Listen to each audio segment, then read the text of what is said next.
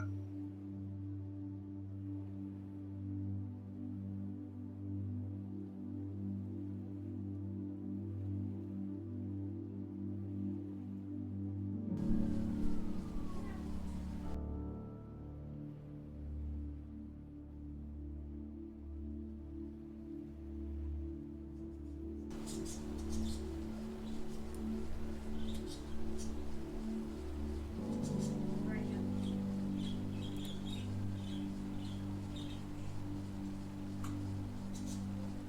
All right, we are live. Welcome everybody. Today is 10/19/2019. Beautiful October morning. Hope you guys are doing well. Today's guest is my very own father, or I mean stepfather. He's not my biological father, but he's been there for me and is quite an influence in my life. And so I figured I'd bring him on and have him share some of his experiences and some of his stories because they are pretty cool, pretty epic. So, welcome. So, how's the sound doing? Let's see. Let me know if there's any sound issues on the stream. And yeah, let's get into it. So, how about we start with where you come from? Where do you come from, Pop? Oh, good. I was walking down a street of Hollywood one day, and it came to me that I came from Sirius, but we won't go there. We'll start here. And that's Were you on any illicit drugs? Northwestern. Were you on any illicit drugs at the time? Just out of Hillsboro, Portland, Oregon, Northwest Oregon, and I was born and raised here. I did spend a little bit of time in Southern California, and moved back home. But basically, yeah, I went to school with my siblings, my sister, my two brothers, in a little place called Verboord. It was a Catholic community. I was an altar boy, a week at a time. Pretty So I got started with religion that way. pretty disciplined too, I bet, right? Pretty.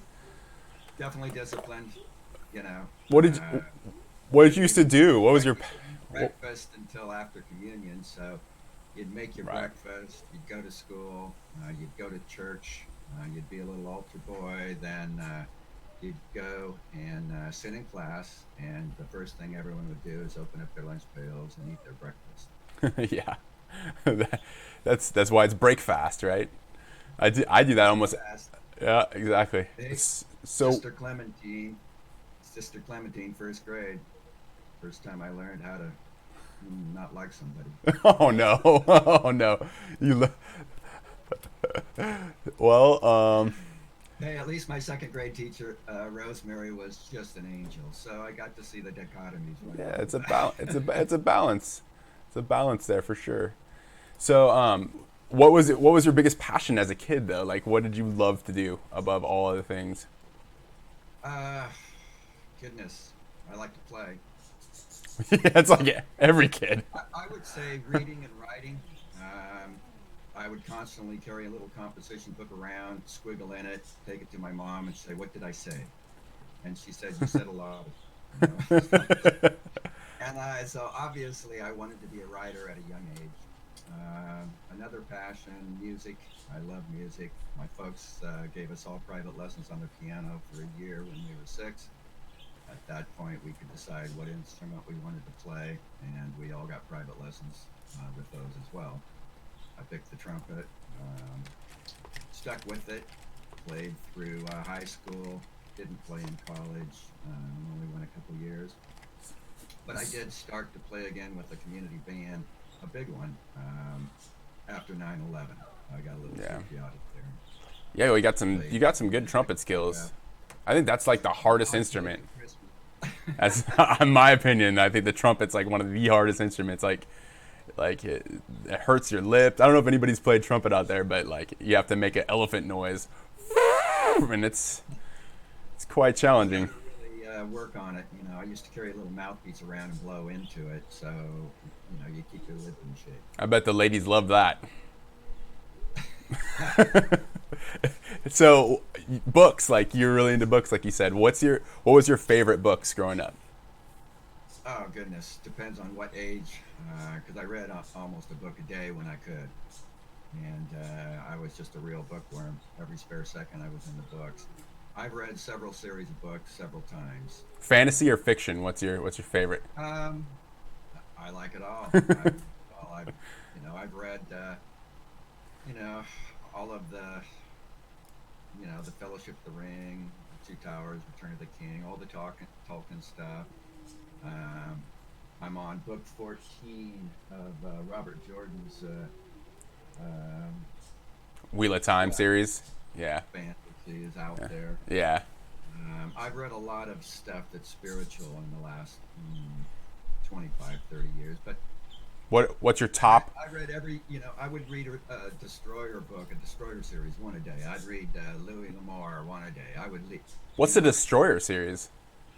There was 90 some books of all paperback. There was all kinds of little series that were going down in those days. What type of series was it though? Like was it like a It mystery, was fiction science out fiction? there.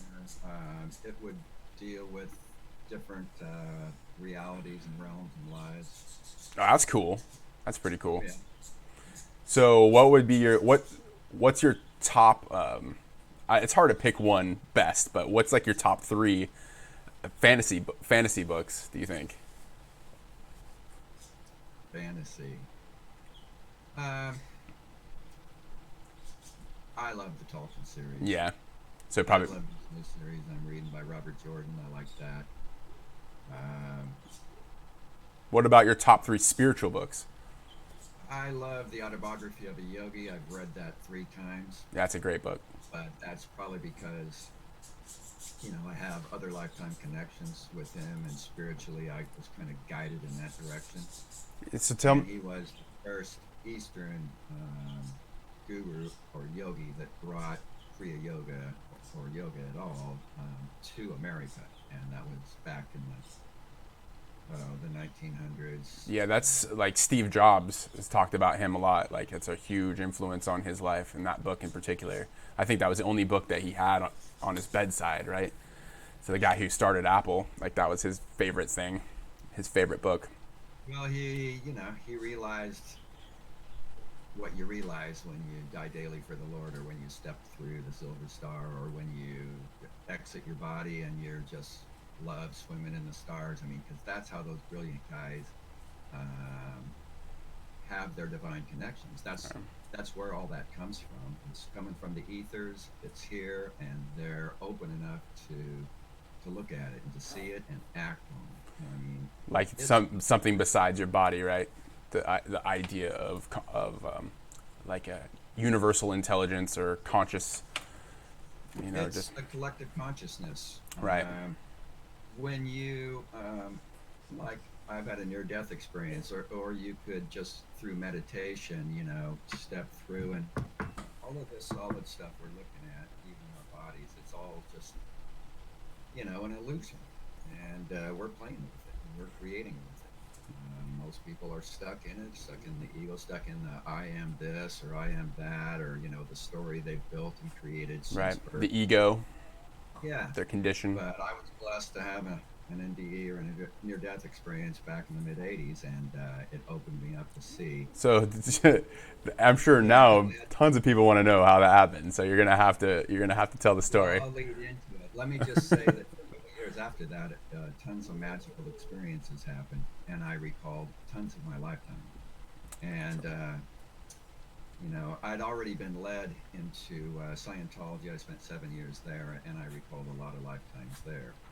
But after this near-death experience, I was kind of shown at the top of it, or the ultimate apex of the experience, my higher self, and it was like a shimmering diamond. And from each point of that diamond was a silver thin cord that went into infinite concentric circles of life, and you just knew everything. You're just all love, all everything, and I was just chatting with God as fast as you could communicate. without talking. I mean, it was insane. It's just like I thought. know. If I'd have known I was this, I wouldn't ever have been there. I'm not going back. I mean, I cannot believe this, you know. And so he started shooting, or she, or whatever, What this it? higher Yeah. force. I started going down these silver cords, and I saw this life and that life and this life and that life. And basically, it was understood that all of those thousands of lives were me, and that I was experiencing them all at the same time. But each of those little silver cords had a like little a veil, and it kept that life from bleeding through to this life. So you couldn't just say, "Oh, I learned that lesson. I don't need this," you know that. Yeah. Um, and so basically, after a bunch of those little trips, I was convinced to go ahead and come back. But the story is quite a good one. But I don't know if you want to spend the time to go into it. No, yeah. Tell the story. Tell us. I mean, you already I started. will. Come Okay, on. so first of all, I will say that it was a gift from God. I was a little bit down and depressed because I had been divorced. I lost my, or left my job. I had just started a business with a friend and just bought a home, and went to California. So I was a little down, and I was searching for myself. And I met this artist. He had just moved into this mansion, which is 54,000 square foot, which is an acre. It's in the form of an H, three stories. And I helped him gut it and paint it high gloss enamel white. He was all really, and he would paint at night. Oh my God, these Yeah. 9 by 11 paintings, Like and foot or yeah, 9 foot by 11 foot in this big, jeez. huge grand space. And he would create a beautiful picture, beautiful woman. And then a storm would come by, and his mood would change, and he'd bring in his colors, and he would just trash it, and just, and then he'd Wow. create this really gross, grotesque thing. So the true artist, And basically. he'd cover it up, and he'd put something beautiful, and he'd do layer after layer, and he'd say, Jeez. "Yeah, I'm laying down lines, I'm creating realities within realities," and he says, and he keeps talking about how he can knock someone out of their body so they can experience God, and they might not come back. And I kept, well, fine, do Yeah. it. Well, it was kind of a joke, but in that time, I was doing, LSD. We were snorting ecstasy. We were smoking pot, What? and Yeah. it was being a little crazy. Um, And of course, I dosed. I said, "Oh, I gotta get up. I gotta leave. I gotta, go to the bathroom or whatever." And I started walking down this long hall that, he said that he could lay a line on anybody down that white hall because there's nothing to hang on to. So, I had probably thought about that, but all I could remember was his wife going, "Mike, you're losing it." His name was Mike too. And my body was just falling down onto the floor, and I was gone. I just took off, and it was the most glorious feeling I'd ever experienced. I mean, I'd been out of body before, to where I felt huge for 2 or 3 weeks, and I could do anything, but it wasn't like this. I mean, I was the sun and the moon and the stars. I was all, I was love, and that's what was. yeah. And basically, So it was like a cocktail. Like he had a cocktail. He had his own special blend to make you. no, what I figured is, it's like whatever it takes to die or step through that star. When Yogananda talks, or John says, "Die daily for the Lord," or the Gurus say, "Step through that spiritual, Right. silver star." Once you do that, this reality is a little gone, and you're out there. Now, when that silver cord that connects you to the body is severed, you're going to stay out there. Right. And It's like a tether. or whatever that is. All I know is it is nothing but love and light.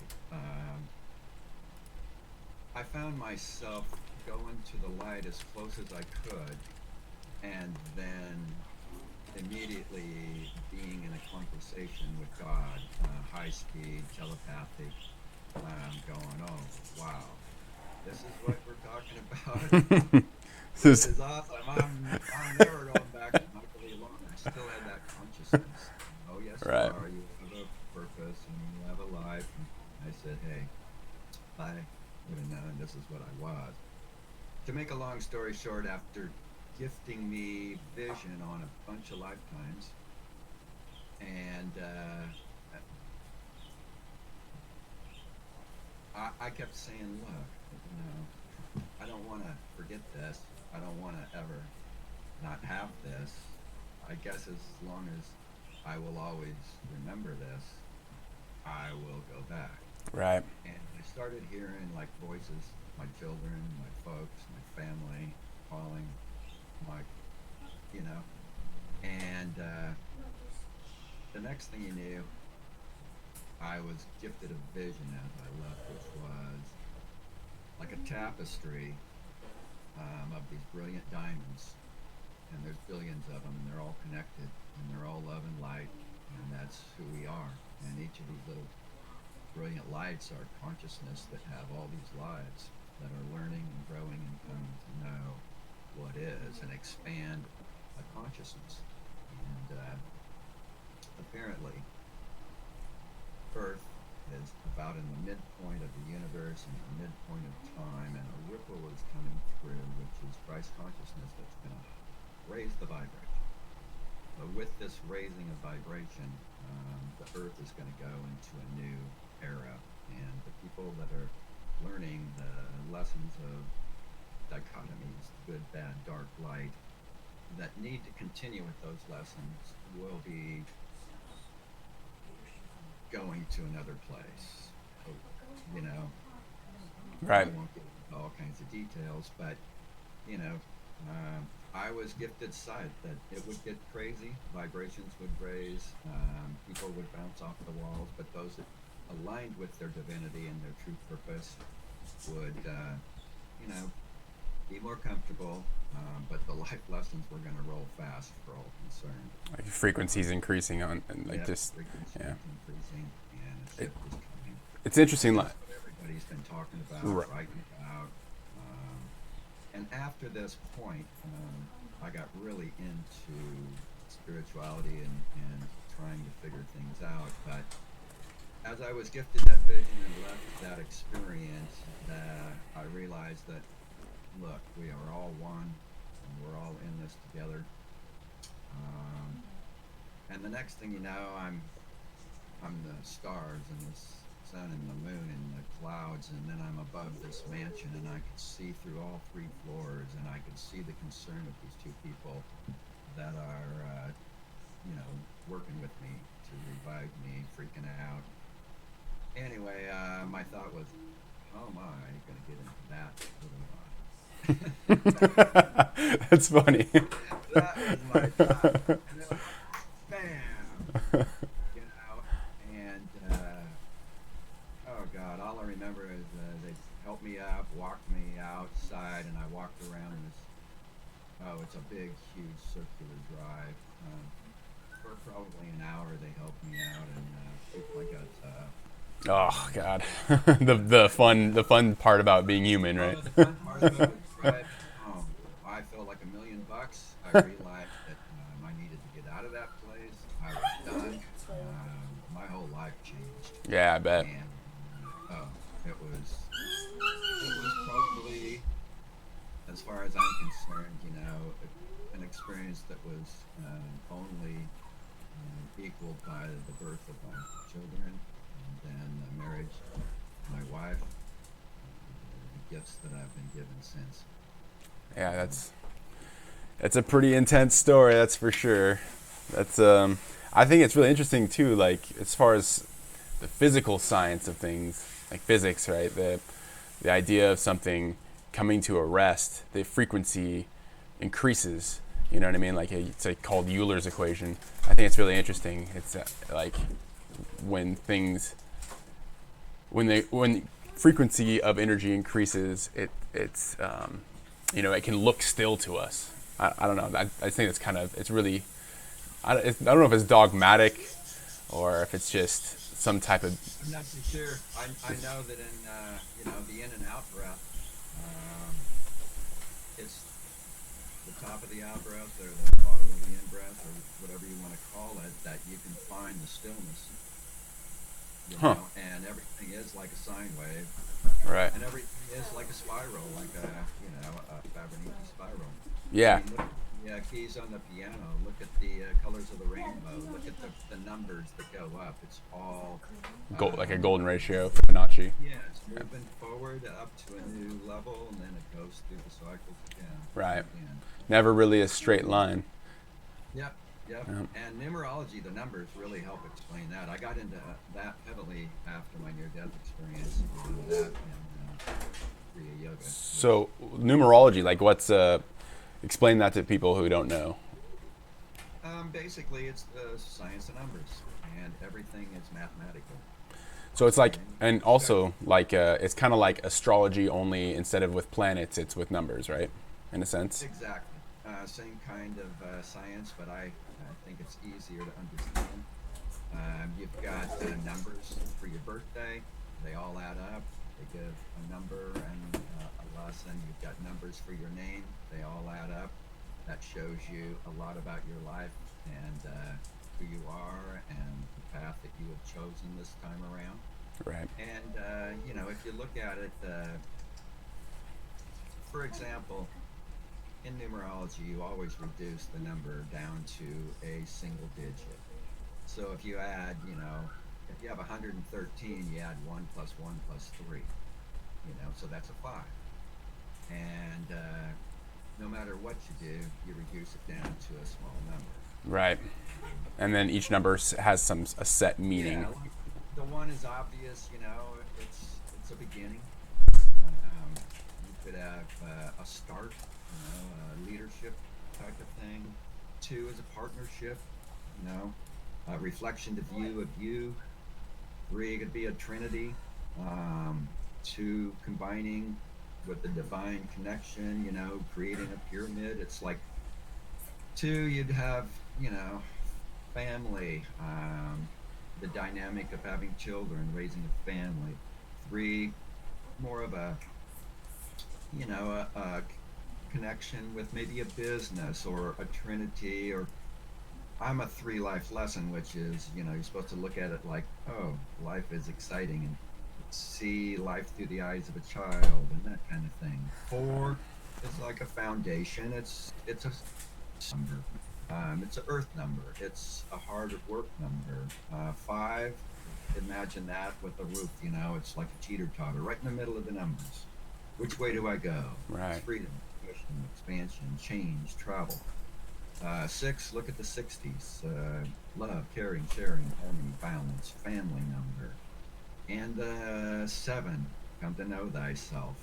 8, you've got an infinity. It's a God, a manifestation, a higher vibration. And 9, it's a completion, humanitarian number. And then it moves into a new octave of starting over again, 1 through 9. So it ties in with music in a way too, if you think about it in those terms. Light, color, sound. Right. Yeah. That's and that's like a really old, like spiritual guideline, right? Like it's, like when that dates, like how old numerology is? Let's just say that I had a recall, and my first really into it was a lifetime with Pythagoras. So Egyptian time? I'm not sure when it came, but I'm sure it was. Or actually, Pythagorean was Greece. Yeah. Aliens are the ones seeded the human race and kind of changed. Yeah, so that's your feelings on it, is that the human race is seeded from alien species? I truly believe that helped along. Yeah. I've been to different places in different dimensions. Venus, 6th dimension. They've got 4th, 5th, and 6th dimension beings there. And Palladian beings.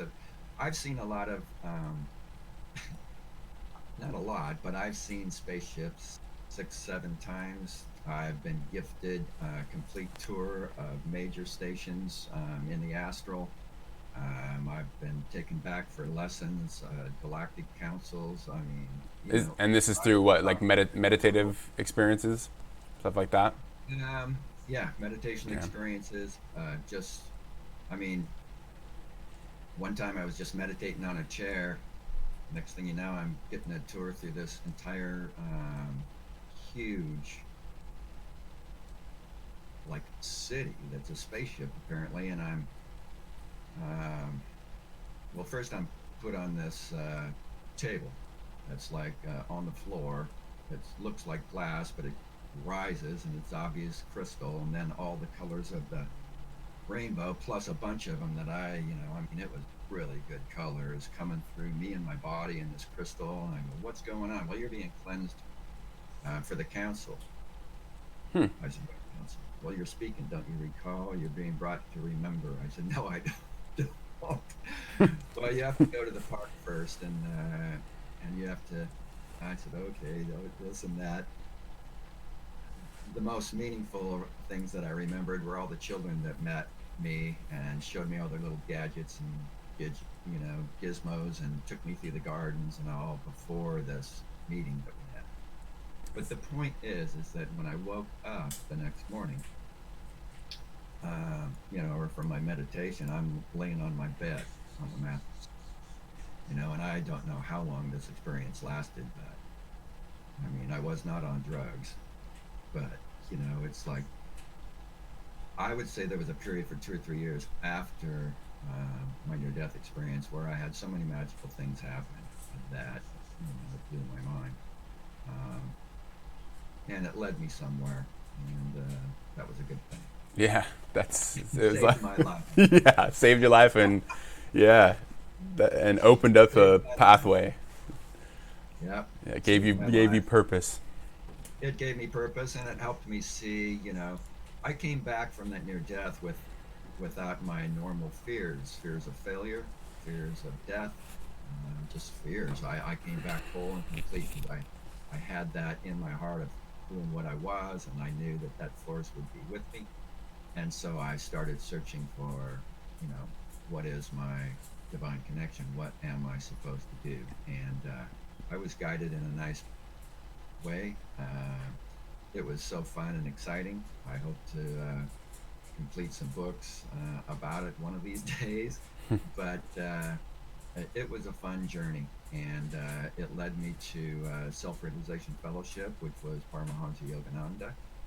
Um, I ended up moving into an apartment right a stone's throw from where he wrote the autobiography of a yogi in Encinitas, California. And I had designed a wedding ring with a golden circle, a blue background, and a golden star. That just came to me. I liked it. Well, when I was guided up the steps through these gardens with flowers and koi fish up to the ocean in Encinitas, my heart started racing. I knew I'd been there before. And I looked at these steps. I didn't know where they went because there was nothing there. It used to be to a chapel that had slid over the cliff. Um, and I had been there in another life, and their steps was the exact symbol I'd put into my ring.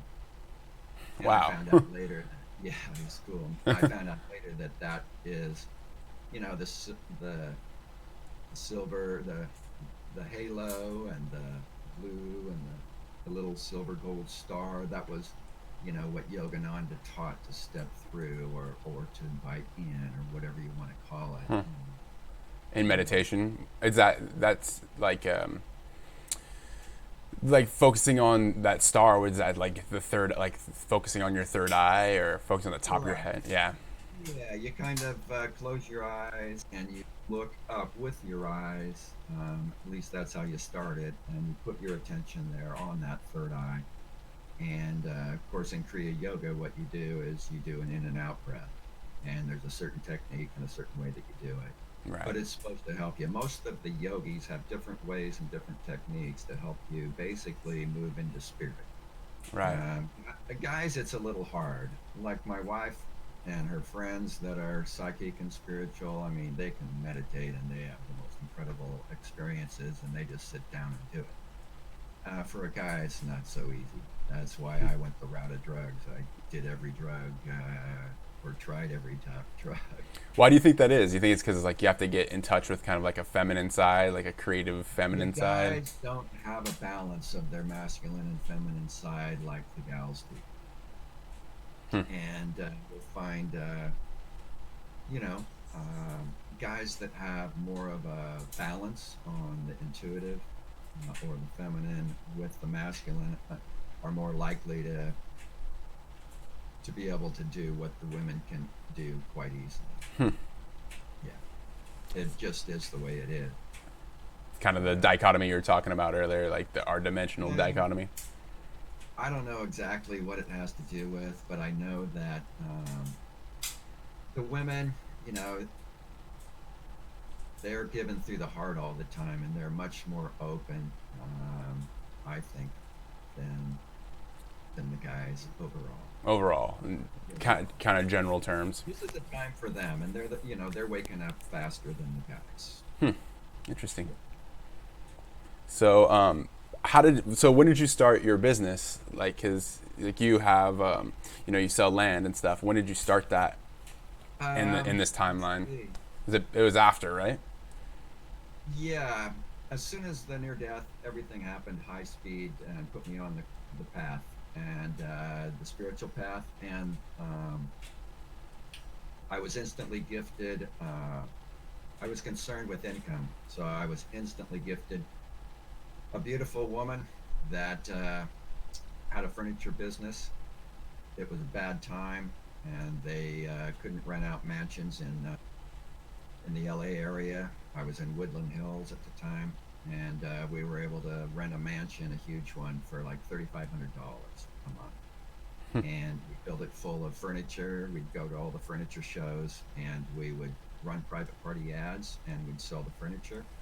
We had a big warehouse full of furniture. We'd send people there. We had designers that would go into the homes. At the time, the multi-million-dollar mansions were sitting there because of the crash in the 80s. But right after that, there were a lot of people building through Simi Valley. I mean, there was a lot of houses going up, and they were big, and they needed a lot of furniture. So I was gifted a living. And during that 5 years, I was gifted time to find myself and get back into music. I was happy. I was driving up to Portland all the time to visit my children who were up here and then going back. And, I just kind of, let's see what happened. I went to a Thanksgiving dinner with my girlfriend and met her brother. And he said, I hear you're from Oregon. I go, yeah, I land in Oregon. And he says, I'll sell you a piece of cheese. So I bought a piece. Um, and the next thing is history. I ended up in that land business because I saw what he was doing and how lucrative it was that he could buy land, own it in full, and then sell it on terms. Right. And at about the same time, I was really praying and meditating. What do I want? Who am I? And I already knew that, from my near death experience, having been gifted side of myself older, that I was going to still be around. I was going to be okay, and I would be fine. So you Um, think the spiritual side definitely helped your entrepreneurial? yeah. Yeah. Well, anyway, I just started praying heavily for the perfect wife, the perfect home, the perfect job, and I'd already found, my path as far as searching my spirituality, and I was on that. So I was gifted all, and it all came to me, and here I am. I mean, I met your mother.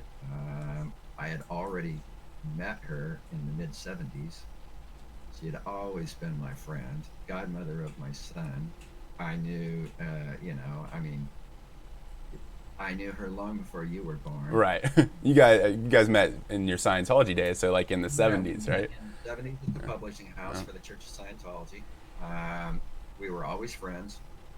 In fact, after my divorce, I went to visit her husband at the time and her. It was Christmas time. And, you know, my life changed. I headed down south. But eventually, when I got back up here, we got together and, we found the magical place to live. So I have the perfect wife. I've got the perfect life. And in my near death experience, one of the things that was confusing was how come I have so many children? Well, three boys with her, and Erica and Jared for me. So, that was that. Right. And in the near death experience, let me also say this: I saw a high speed communication thing, and Back, we were doing well, yeah, and back it before was the internet. Right. connecting. And, Yeah. and when the internet came out, I thought, oh, this is it. Right. But I really think it's social media and what you're doing and what we're right now. Well, it's kind So of all it's information, right? So the internet in general is like we're communicating at the speed of light. The general scope of it is it really is the just that. information age. Yeah. It Yeah. is the information age, and I mean, there is no question that can't be answered if you want to go and do the research and find It's all exactly of the right. different variations, and then choose one Yeah. Yeah. and decide. Critically Because in think. mine, it's like, Yeah. Yeah. That's a challenge, but it makes it really exciting because yeah, I don't know. It's just a golden age, really. It's a golden age for sure. Like, well, it is. It's technology, and we can get sucked into it or not. It's right. also the advancement of the mind. I mean, people realize that we do create our own reality, that we are not victims, that, our higher self is bringing us things to learn, to grow from, to view, to see, to move on from. I Right. mean, we all come in here, and before we come, trust me, we've chosen our paths. They're all laid out in astrology and numerology. We choose our parents. We choose, you know, hey, all of it. And then we're given free will to make a mess of it.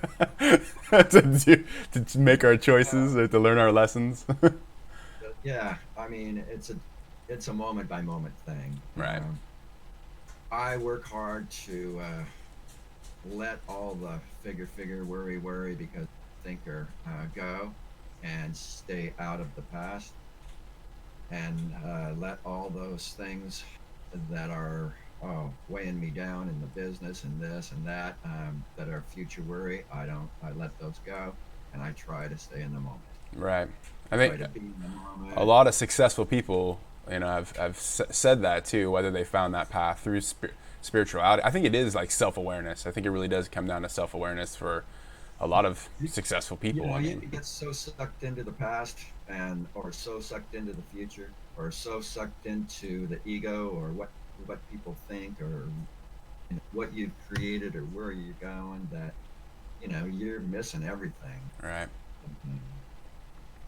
Yeah. So I It's so funny too because like one of the most actually really all like the best selling books a lot of times they touch on that subject in some manner. They tell that story. That's kind of a reoccurring story of like finding yourself and who you are through like either whether it be a connection through God or a connection through like how to win friends and influence people. They talk about the or no actually is that the one I'm thinking of? Yeah, I think so. yeah, Yeah, where they talk about no, it's not how to win friends and influence people. It's the other one. What's the other really popular best rich, selling? rich dad, poor dad. No, not that one. It's an older one. It's Oh, Think and Grow Rich. That's what thinking, it is. yeah, Think and think Grow and grow Rich. rich. That Yeah, one they that's talk a about. good one. Yeah, he talks about the universal consciousness. And a lot of other. I'm not sure. I think that Robert Kiyosaki actually talks about that in his book too. But lots of people talk about it. That's my point. It's like Star Much Wars beside talks about it. Star Wars, it's the Force, right? it is, of course. I mean, I call it a divine connection. Right. It's being in the flow of the river and realizing you're there, and accepting the lessons without judgment. Um, I promoted a trance channel down in LA. Oh, when was that? That was early 80s, mid 80s. And she channeled a being from Venus named Leah. And we would have a weekly gathering. People come and ask questions every week. And we produced these 90-minute cassettes, and I would send them out to people. But it was an incredible time, and we were gifted a lot of sight and early spiritual things and lessons. And at that time, you know, it was really clear that, well, she made it really clear that the energies were going to speed up, and eventually things would be crazy and people would be bouncing off the wall. So we really needed to focus on finding our divine connections, our center, and you know, our focus and our minds, because the decision is key. I mean, there's all kinds of reality and all kinds of fears and all kinds of blessings. So, the key is to find some peace and be able to work with that, work with what's being gifted you, to move through or to learn with. What would you say about somebody who's like is doesn't believe in a higher power or something like that? Like to somebody who's not even agnostic, but is a complete atheist. Um, I mean, it's their path, it's their life to live, right? I mean, it's that's their their path. choices. But what I don't judge them. They'll they'll eventually see, you know. Um, so what this it is let they me need to just step see, back. and right. Let me step back to the trans channel. She would give private sessions, and I had never had one when I first met her. So I decided to see her for a half hour, and it helped really wake me up. It was right after my near-death experience when I got involved with her, and this new energy came through her that she'd never even experienced before. And I said, "Wow!" I just stood upright. I said, "Who are you?" He says, "Well, they call me the Tibetan, or you know me as Katumi or other, you know." And I go, "Oh my goodness." I said, "Are you my master?" He said, "No, a very equal student." Right. I said, "Well, what do I need to know?" He goes, and he went into this thing, the rings of life and this and that. But I said, "No, what do I really have to get?" He says, "Non-judgment." He says, "You need to accept all things as equal. You need to learn that the equality of all things, and he really, he stayed with me. I mean, I was driving down the freeway a week or two later, and he came into my talk to me for a long time, and honest to God. And then and then the voice goes, "Hey, this is your exit." And I go, "Oh my God!" And I clear in San Diego. I'm glad that didn't happen again. But the point is that he was gifting me a vision of where to go. He said, "You and your brother that I was working with at the time were Indian brothers in another lifetime, and your mother, Whispering Winds at Dawn, um, will appear to you if you want to go to this place." And it was up about 5,000 feet, a place called Idlewild above Palm Springs. And I told my brother about it. And of course, he was a former SEAL. So he says, "Hey, you collate the paper. I'm going to go and run up there." So he drove a couple hours out there and ran to the top of the mountain, ran back down, and then drove home. And he says, "Yeah, we're gonna take a venture up there." So the next weekend we did, and it was magical. But the point is that you you never know what's going to come. You never know what you're going to see. You never know what's going to happen. And I found out that this Tibetan and I have been together in many different forms and fashions, and is still with me today. So and he said that it was like equal students, both like peers. Oh, definitely so. I mean, one thing that I know and have come to realize is that a lot of us, you can call us star people or whatever you want. There's a book called that explained it back in the 60s or 70s. But a lot of us have already experience different dimensions of consciousness. For example, this dichotomy, let's just give you an example, first dimension, rocks and the minerals, second dimension, the earth, the bodies, plants and animals, third dimension, spirit inhabiting the second dimensional body, fourth dimension, let's move into an astral like body. So no time, where time no longer has a relevance. Yeah. These are different levels of consciousness. So Leah was a sixth dimensional total light body from another dimension and place, and she's been through these dimensions and experienced things. Well, what Leah taught us through Jamie and the Tibetan has shown me, and many trance channels around the world, gurus, just meditators around the world have seen the same types of things, that these beings from different places, the Pleiades, the Sirius, from Zeta Reticula, from Venus, right? They've come back in time. They have seeded humankind. Um, Humankind, the bodies, now have an extra chromosome thanks to different seeding. The sons of God married the daughters of men, and talk and maybe, look at different things and different experiences. There's lots of stuff out there to see and learn about it if you don't know anything about it. But the point is that not only did that happen, but genetically we were given bodies that changed. And then now, because of this midpoint in the universe and Earth being an intense place, the reason we used to see so many spaceships is because there was a lot of wormholes allowing them through the back doors. The collective consciousness, the Ashtar Command, the Sananda Jesus, sixth dimensional, all of these groups that are holding the grid around the planet and have been for years, because of the mass consciousness that didn't know where it was going. They'd already shown us how, complete planets have been destroyed, and they thought we were on the path to that. And if humankind in this third dimension didn't get it together, there was just going to be mass destruction when the midpoint came. And some religions talk about the harvest. Well, those that can't, move on to fourth dimension when this change comes, lessons of love, lessons of light, they're going to be stuck in the dichotomies of good and bad. They'll be, exiting this dimension early and going to another planet or place where they can experience that, or they'll be the harvest, or they'll leave then. Some people see it happening in spaceships, some with angels, whatever. Right. The point is that it's all conjecture, but it's all based on the reality at the time. So mass consciousness has shifted and I don't think there's that fear that we're not going to make it.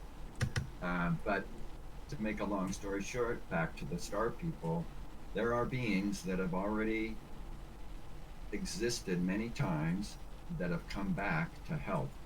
And I believe I am one, and I believe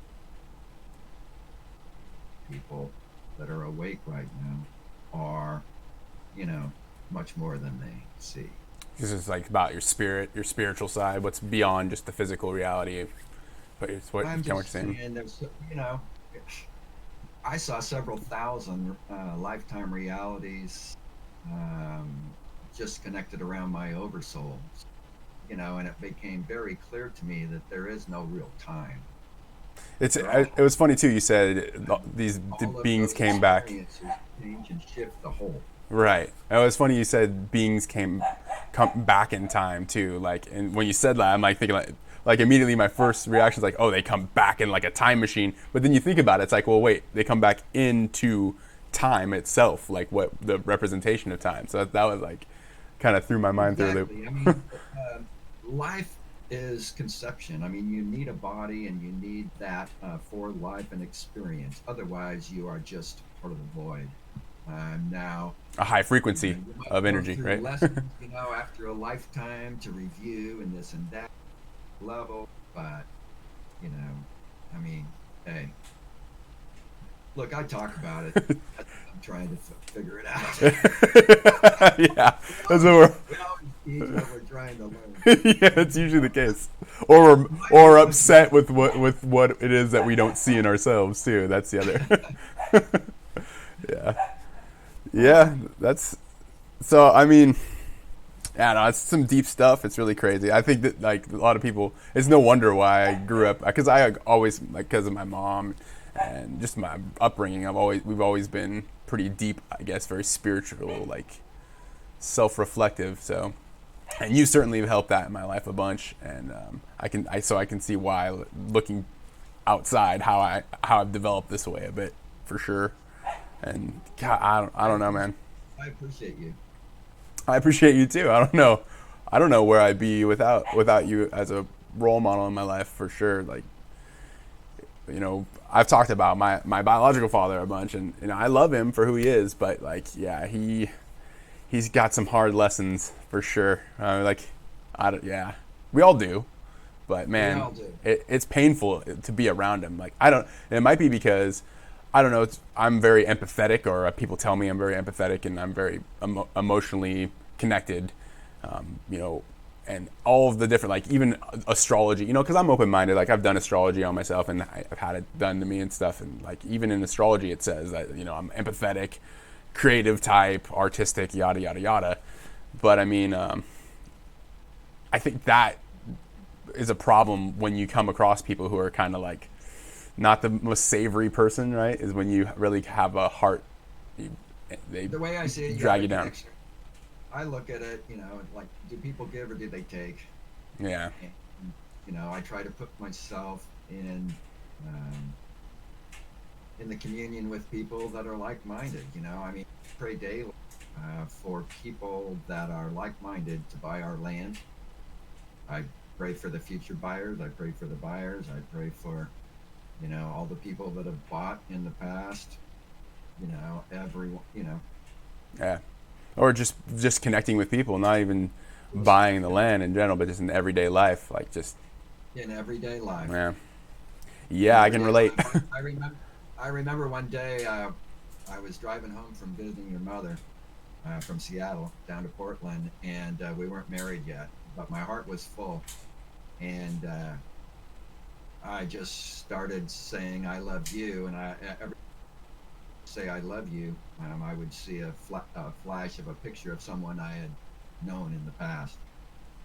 And as fast as I could say I love you, you know, for this drive home that lasted for a couple hours, I saw these flashes of people. And these, I mean, it was good.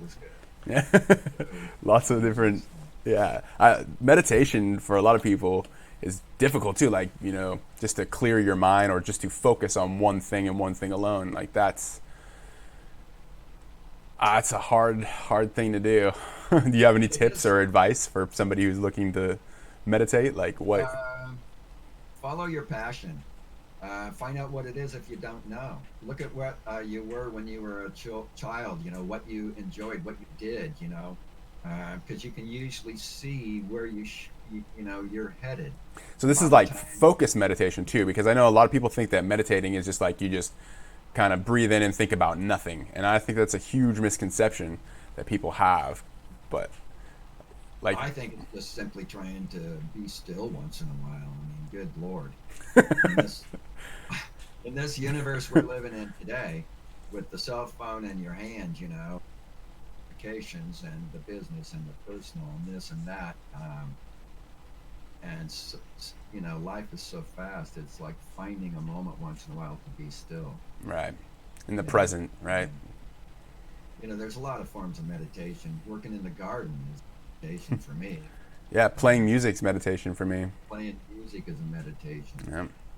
and, Yeah, and then just breathing in and out and focusing on that's my form of meditation is breathing in and out, focusing on your breath first, and then just letting go of your body in a way like you just forget about everything and just focus on like I actually focus on the sun.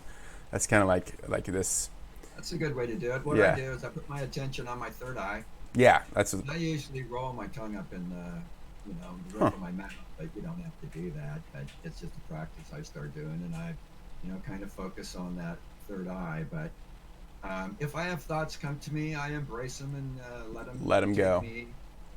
Well, I let them take me just a little ways and bless them and let them go, and try to go back to the peace and the stillness and the quiet.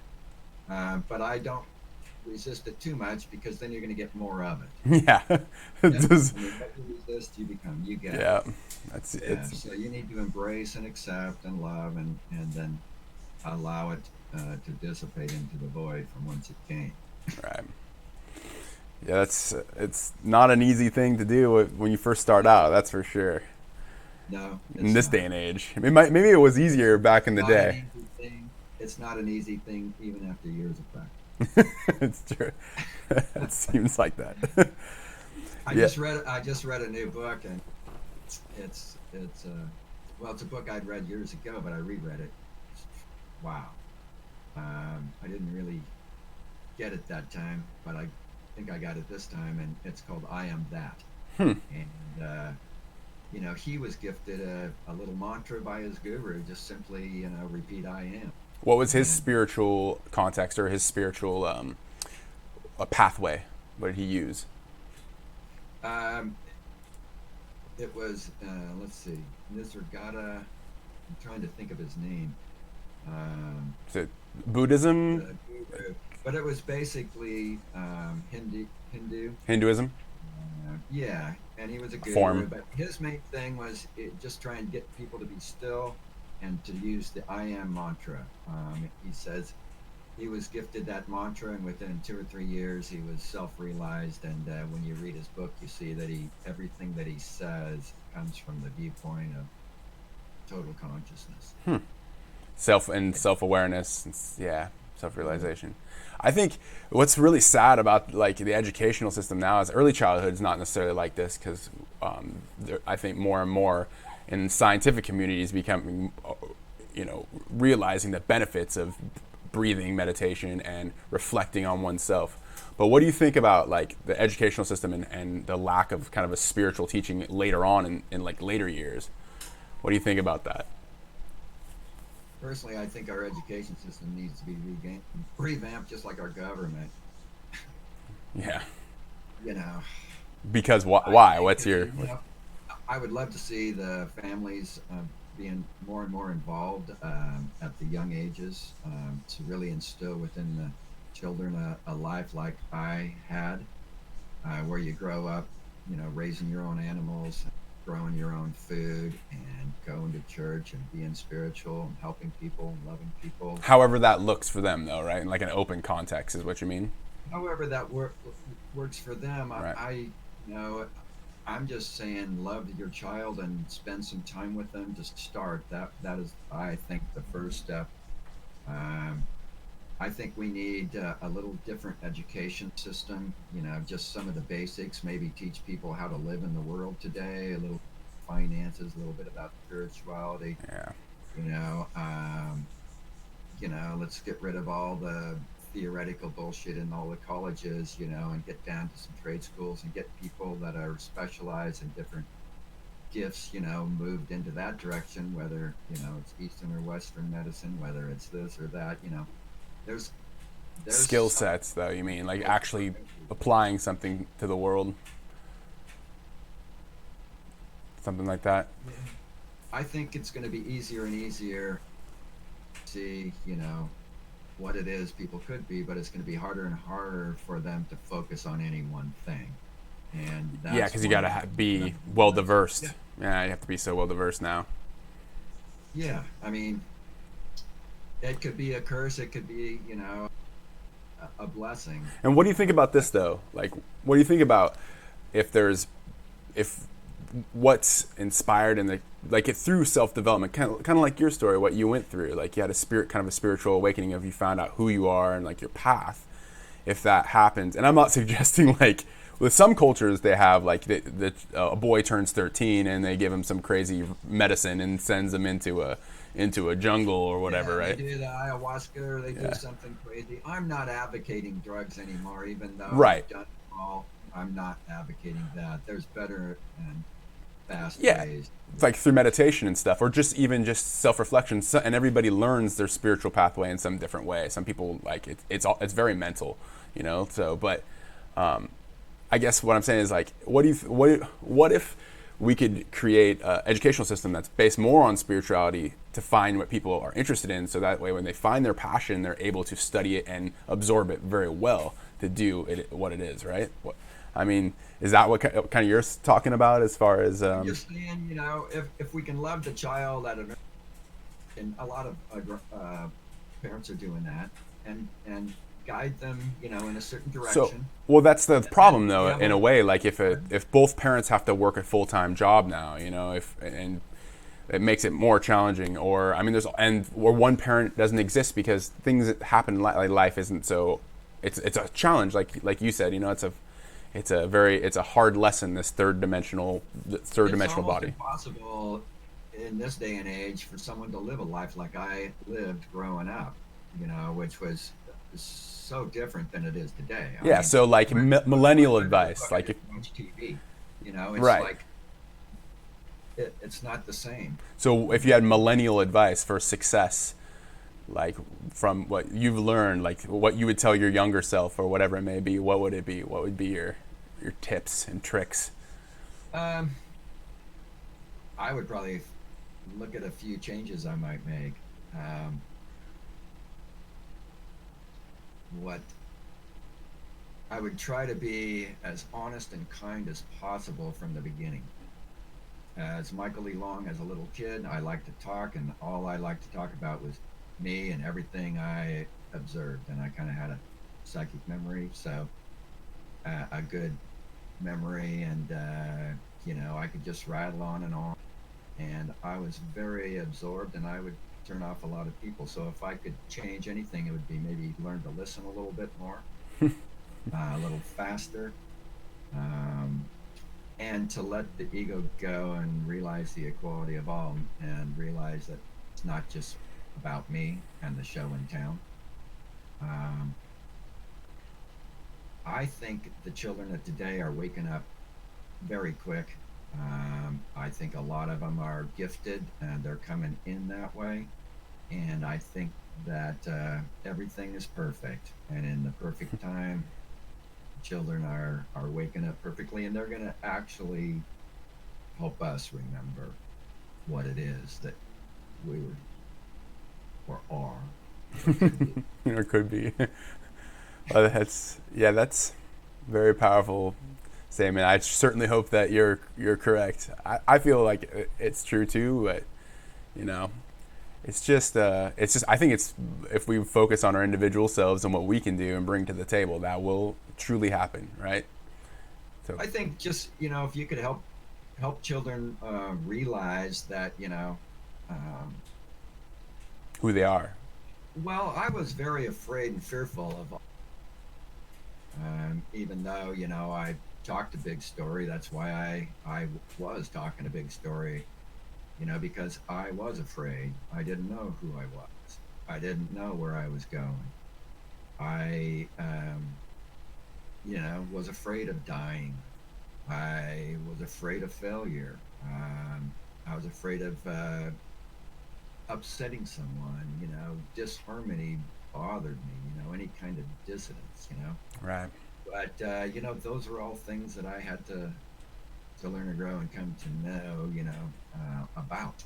That's like, I think that's like the one of the main lessons in this dimension. It seems like is the idea of change and the fear of death, right? Our egos, all that kind of stuff. It seems like it anyway. Yeah, if you can let the thoughts go, that's the ego, the past and the future, and you can focus on the present, and you can look at your gift, and you can do a little bit more of what I should have done, which is, I'm good at a lot of things, but I could have focused on a few gifts at an earlier age. But I think it's all perfect. Right. I wouldn't really change anything. You gotta taste. You gotta taste a bunch of different stuff too, right? You gotta have some flavor in your life. Can't. I've had so many lifetimes just in this lifetime. Yeah, I know what you mean. No, I know. I'm still very, very, very young, but I still know what you mean. Like, you go through different stages of your life. Another thing I would suggest to the to the kids is, you don't have to go out and do and be crazy with everything. Smoke the cigarettes and smoke the dope and do the drugs and, have the sex and, all this stuff right off the bat because you are, there. Um, they can be a little more reserved, cautious, and I think that's happening because the information age Information. is up so much Yeah. that the children pretty much know. Unless someone's deeply hurt and they're trying to fill some void, that's, I Well, think. there's a lot of deeply hurt people trying to fill a void in my heart. I pray for them, Yeah. that they see the light and see the brightness in them and try to find what it is that their divine connection is. Who are they and what they were meant to be here for? And, if they can move on that path, then life will be bearable. I'm serious. I mean, Yeah. life can send you a lot of crap, but it sends you less if you are on the right path. And I think the right path is to try and, be loving, be kind, eat right, get your sleep, find out, work hard, take care of yourself and your family, and then figure it out, what you're good at and what gift you can give to the world and be in present time. You do that, and the universe will support you in a way that you could never imagine. And Right. you'll end up being happy, which is where it's at. That's why I wanted you to come on, because I think that the message that I'm super fortunate to grow up with the parents that I've had, right? I'm super blessed. Not even if I didn't have you guys as my parents, I mean, of course my whole conditioning would be different, but I feel like I'd be very blessed if I was born in this country to begin with. But the fact that I got you guys as parents I'm so grateful for. It's such an amazing opportunity. Really, I can't believe how lucky I am. So it's really hard for me to get down, but this is why I wanted to bring you on, is because I think more conversations like this need to happen, need to open up. So many people are so fearful, like we're talking about, of what could go wrong, and are scared to make a mistake. Let me say a couple things, and I'll mention one incident, and then I'll mention few in my life. I've had a business that's been blessed, and I occasionally have a problem. However, one of my biggest problems was somebody buying some land from me. Ended up, her horses went to somebody's home, and that somebody is now one of my best friends. And life happens. You came into my life, and when I married your mother and you were 10, I go, oh my God. I was not the best. Yeah, it was rough. It was rough for sure when that age, It was tough. Yeah. But you are a big blessing. I mean, I wouldn't be right here, right now, in this way.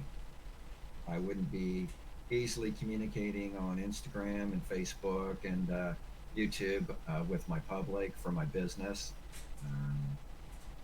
It wouldn't be life as usual, and I'm happy for you. Yeah. I'm happy for us. Yeah, I agree. Well, I love you, Pop. I'm so glad you came on.